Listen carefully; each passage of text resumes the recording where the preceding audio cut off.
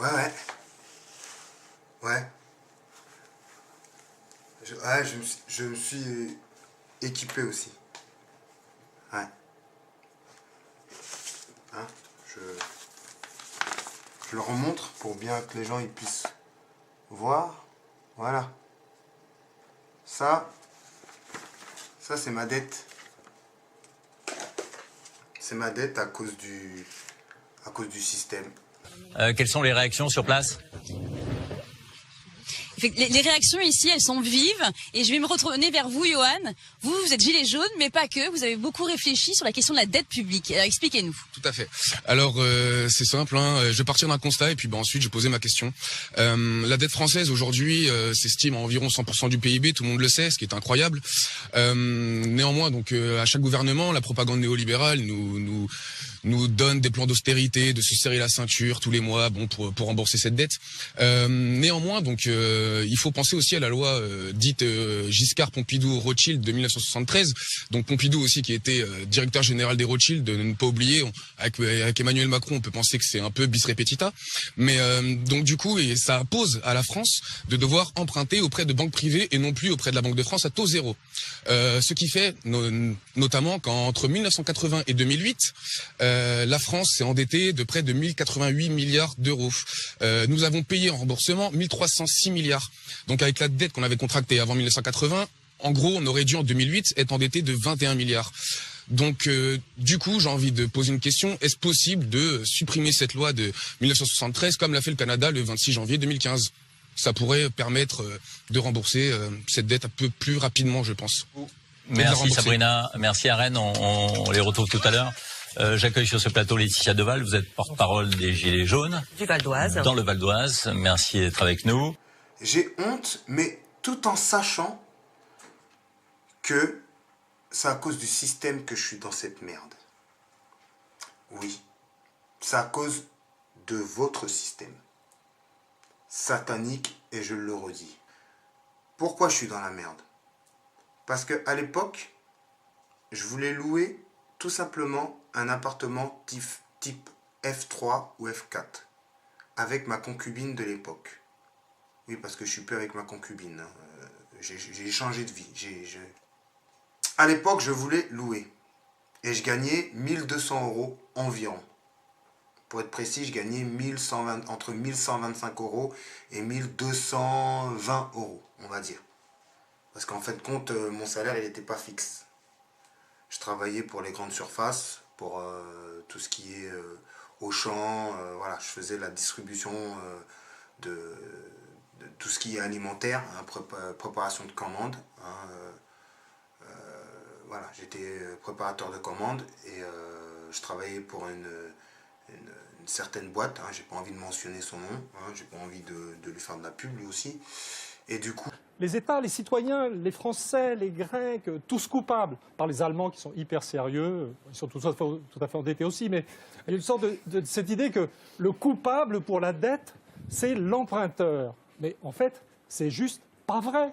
Je veux dire, c'est simplement, je veux dire, quand on étudie dans l'histoire ce qu'est la dette publique, je veux dire, les riches adorent la dette publique. Je veux dire, c'était déjà dans le 18 Brumaire de Marx, la dette publique est un truc formidable pour les riches. Je veux dire, l'un des problèmes de l'économie internationale, je veux dire, ces dernières décennies, c'est que l'ouverture aux échanges, la liberté absolue des échanges, presque absolue ou exagérée des échanges internationaux, a produit une sorte de montée phénoménale des inégalités, un tassement des revenus chez les gens pauvres, d'où la nécessité d'endettement d'ailleurs, qui est fabriquée par ce système, mais surtout a créé un terrible problème pour les riches, car les riches, on ne le dira jamais assez, les riches ont leurs problèmes, et leur problème c'est que faire de cet argent dont ils n'ont pas besoin. Donc vous êtes riche, vous avez de l'argent, et donc vous êtes pris entre deux frayeurs, la frayeur de le perdre, et la frayeur de ne pas en gagner plus. C'est terrible. Vous voulez dire que c'est eux qui ont prêté aux États? Mais c'est-à-dire qu'en fait, les riches ont besoin de prêter. Les banques ont besoin de prêter. Les banques, c'est un faux nez pour les riches. Je veux dire, il y a toutes sortes de machins dont on parle partout, les agences de notation, les États, Bruxelles, les banques. En fait, tout ça est contrôlé maintenant pour une sorte d'hyperclasse, d'oligarchie. C'est les riches. On est revenu sur ces voyages, on revient dans le passé. Je veux dire, il y a des riches qui ont trop d'argent, il y a un besoin de prêter, et il faut bien voir que le gonflement des dettes publiques est quelque chose qui a répondu à une attente. Quand j'ai rencontré ma concubine de l'époque, 2 ans après, nous avions fait 2 enfants. Voilà. On était dans une situation de précarité. Et qu'est-ce qui s'est passé? C'est que quelque part le système a incité mademoiselle à se déclarer toute seule. Pourquoi? Parce qu'elle n'avait aucune ressource. Elle ne trouvait pas de travail. Donc le système a fait en sorte qu'elle se déclare toute seule. Donc forcément, elle était parent isolé. Moi, je travaillais. J'étais smicard. Donc j'avais des CDD, intérimaires et même des CDI. Et le fait que ma concubine avait aussi du mal à trouver une stabilité, moi, forcément, j'étais pas aussi stable dans ma tête. Mais ça, c'est encore autre chose. Mais là où ça m'a mis dans la mouise, c'est le jour de l'acquisition de mon appartement, le premier appartement. Quand la politique de Sarkozy nous a incités à être propriétaires, moi, j'ai sauté sur l'occasion. Pourquoi? Parce que j'étais dans une situation de précarité. Voilà pourquoi j'ai sauté sur l'occasion. À l'époque, en 2008, j'arrivais pas à trouver un appartement. C'était pas possible. J'avais beau aller à droite, à gauche, aller dans les locations privées, je ne trouvais pas d'appartement. La seule chose qu'on m'a proposé, c'est d'acheter un appartement. Avec un petit salaire de 1 200 €. Moi, j'ai sauté sur l'occasion. Pourquoi? Parce que j'étais dans la mouise. J'avais 2 enfants en bas âge, plus une concubine. J'étais encore chez mes parents. Mes parents, ils étaient fatigués. Les parents, au bout d'un moment, ils prennent de l'âge. Donc, il faut bien décoller. Donc, qu'est-ce que j'ai fait? J'ai sauté sur l'occasion. Une fois que j'ai sauté sur l'occasion, qu'est-ce qui s'est passé? Celle qui était justement déclarée femme isolée, qui avait aussi besoin de sous, elle s'est fait prendre par le système, par la CAF, par un agent de la CAF. Donc, qu'est-ce qui s'est passé? Le jour de l'acquisition de l'appartement, après avoir rempli différents papiers, après avoir clôturé le dossier, la fameuse agente de la CAF, a débarqué chez mes parents. Et qu'est-ce qu'elle a constaté? Elle a constaté que la concubine de l'époque était femme isolée, était déclarée femme isolée, et que moi, j'étais déclaré en tant que salarié. Donc, elle, qu'est-ce qu'elle a fait? Elle n'a pas cherché à comprendre.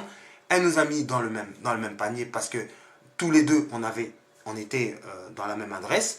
Elle n'a pas cherché midi à 14 h. Elle nous a vus tous les deux. Et qu'est-ce qu'elle a demandé comme remboursement? 8 000 € de remboursement. Voilà, 8 000 € d'entrée. On avait beau expliquer notre situation. Elle a joué l'oiseau de mauvais augure. Et elle nous a demandé un remboursement de 8 000 €. Comment voulez-vous qu'on puisse s'en sortir avec un remboursement à la CAF de 8 000 €? C'est que le président de la République n'a plus de pouvoir, ou beaucoup moins de pouvoir, en tout cas qu'avant, mais que les Français, et lui-même aussi, croient qu'il a toujours les mêmes pouvoirs. Mais pourquoi il aurait moins de pouvoir? Véronique Jacquier, Sud Radio. Il a moins de pouvoir pour 1000 raisons. D'abord, pour de bonnes raisons. Il n'y a plus la peine de mort. Et il n'y a plus l'Union soviétique. Donc les deux dimensions fondamentales de la thaumaturgie, du droit de vie et de mort, le droit de vie et de mort ont disparu. L'euro, aussi bonne raison, fait qu'une grande partie de la politique économique est heureusement devenue européenne.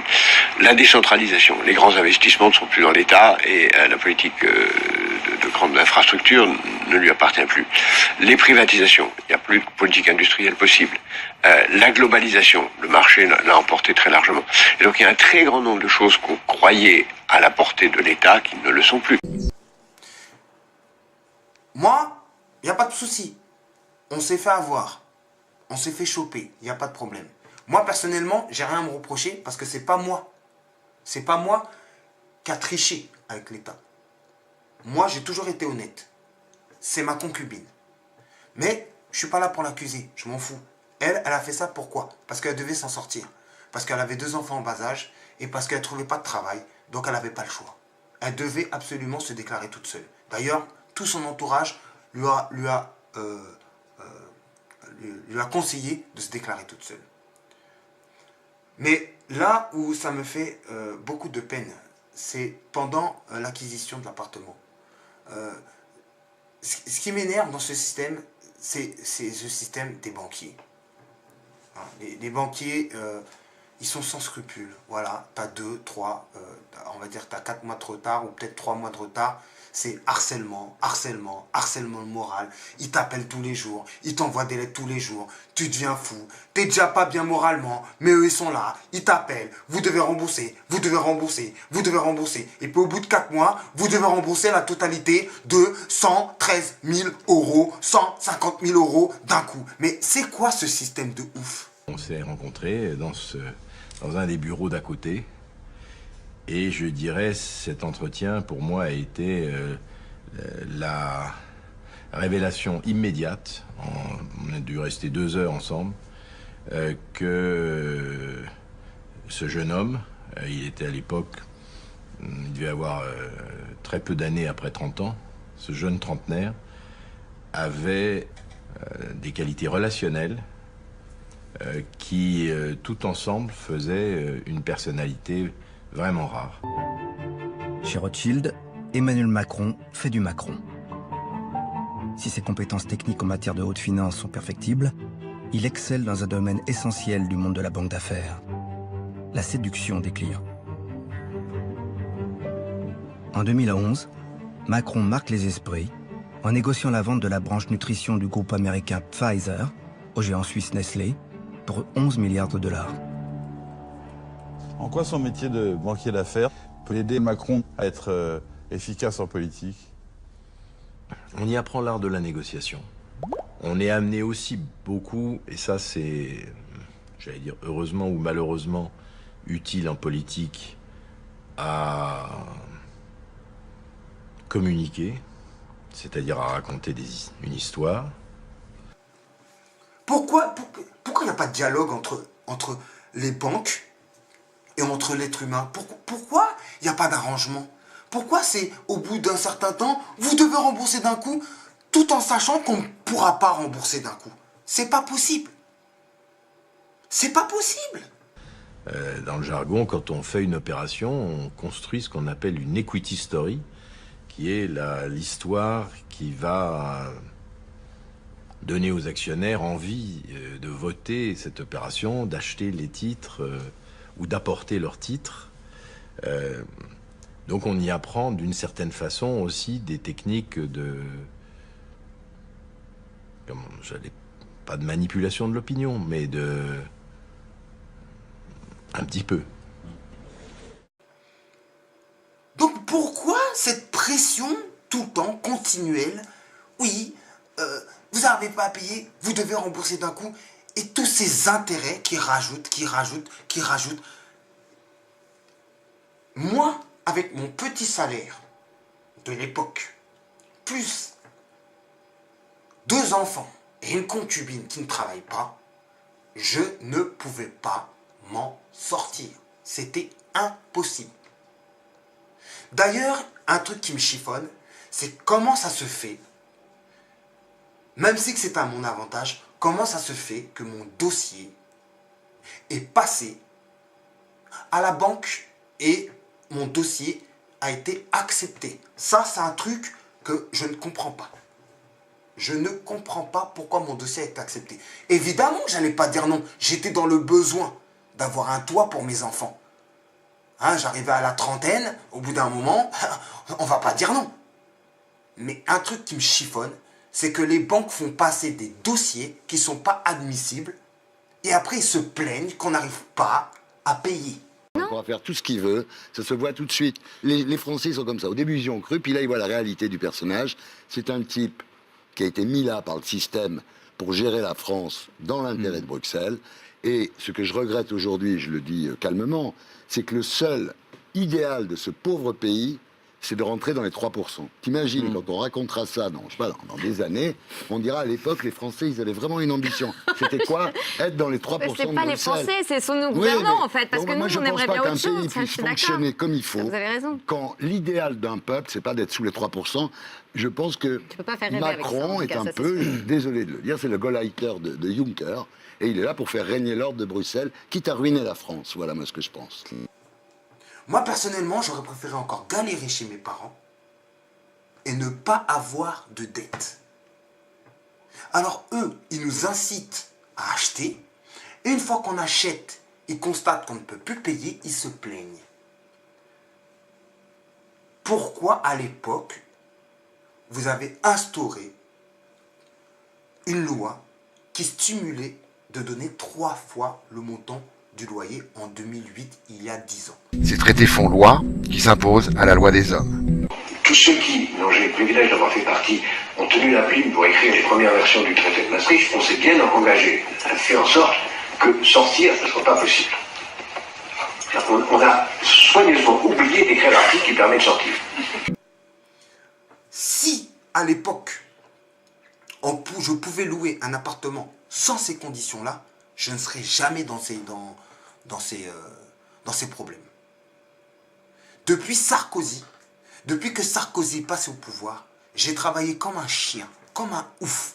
Et ça m'a rien rapporté. Je faisais des heures de malade. Je travaillais limite, j'ai même travaillé 16 heures d'affilée. Ça m'a jamais rapporté. J'avais beau gagner de l'argent, je devais encore plus payer.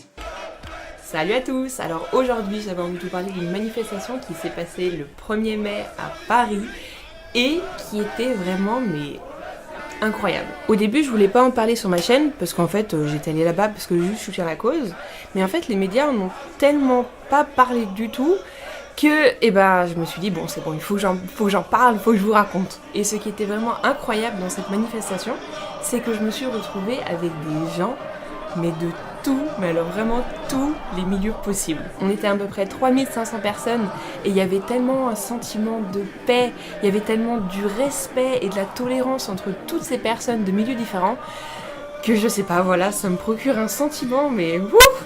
Pour que tu aies une idée de la diversité des gens qui étaient à la manifestation, je vais utiliser des petits clichés, des petits raccourcis. Pendant la manifestation, il y a 2 gays qui se sont embrassés devant tout le monde sous un drapeau LGBT avec paix marqué en gros dessus. Et à côté, il y avait des gens qui étaient contre le mariage pour tous. Il y avait des gens de toutes les couleurs de peau, il y avait des gens super blancs, même encore plus blancs que moi. Il y avait des gens super noirs comme l'ébène. Il y avait des gens métissés, il y avait des gens bronzés, il y avait des gens de type, d'Amérique du Sud, il y avait des gens asiatiques. Il y avait de tout, et puis il y avait aussi plein de métis et tout, enfin voilà. Et puis même au niveau social, il y avait vraiment de tout. Mais vraiment de tout. Enfin, si je prends les 2 extrêmes que j'ai vus, il y avait quelqu'un qui semblait vraiment très très très pauvre, enfin tu sais, du genre avec le visage très marqué, enfin la vie a été vraiment très très dure pour lui. Et de l'autre côté, à l'autre extrême, j'ai vu quelqu'un qui était tellement classé bien socialement, entre guillemets, qui se trimballait avec un garde du corps à ses côtés. Ensuite, j'ai vu aussi, si on continue à mettre des gens dans les boîtes, des gens qui avaient l'air, tu sais, cato, bobo, bien pensants, à côté de punk à chien. Et puis même, par exemple, au niveau politique, mais dans cette manifestation, il y avait des gens mais que tout oppose. Il y avait des libéraux convaincus, il y avait des communistes convaincus, il y avait des anarchistes, il y avait des gens qui étaient plus modérés pour un truc de gauche, plus modérés pour un truc de droite, il y avait des gens centristes, etc.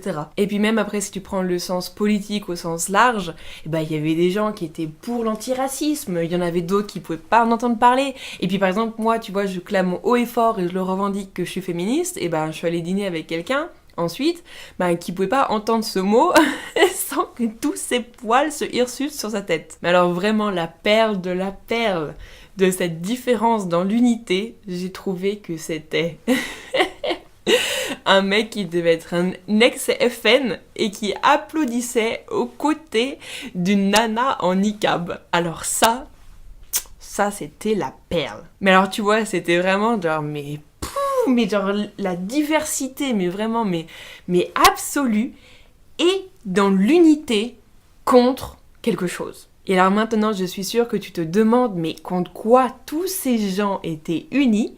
Eh bien, je te laisse découvrir les images de la manifestation.